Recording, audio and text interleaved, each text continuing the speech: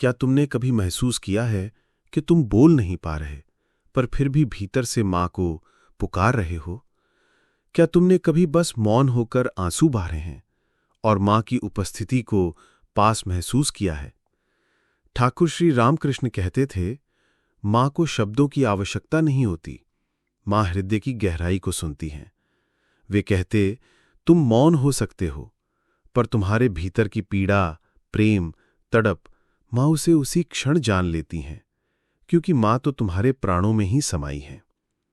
आत्मवाणी का ये मधुर संदेश है, माँ सब सुनती हैं, तुम्हारी हर आह, हर रोष, हर चुप्पी, यहां तक कि तुम्हारे अव्यक्त भाव भी। ठाकुर कहते थे, जब कोई बच्चा रोता है तो माँ दूर से भी उसकी आवाज पहचान लेती है। वैसे ही जब आत्मा भीतर ही भीतर कांपती है, माँ उसे सुन लेती है।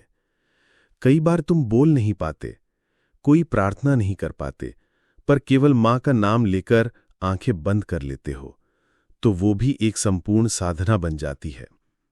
आत्मवाणी यही कहती है, माँ भाव की भाषा समझती हैं, जो शब्दों से परे है।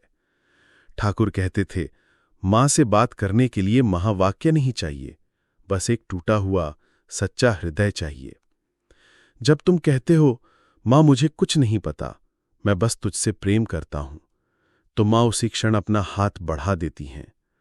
आत्मवाणी यहीं तुम्हारे हृदय में उतरती है, ये भरोसा देकर कि माँ ने सब सुना है, तुम्हारे मौन को भी, तुम्हारी अधूरी प्रार्थनाओं को भी।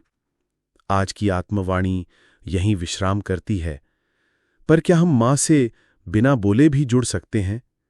क्या हमारा मौन ही सबसे गहरी प्रार्थना बन सकता है? आइए अगली आत्मवाणी में मौन की साधना और माँ की मौन उपस्थिति को महसूस करें। आत्मवाणी, जहां आत्मा बोले।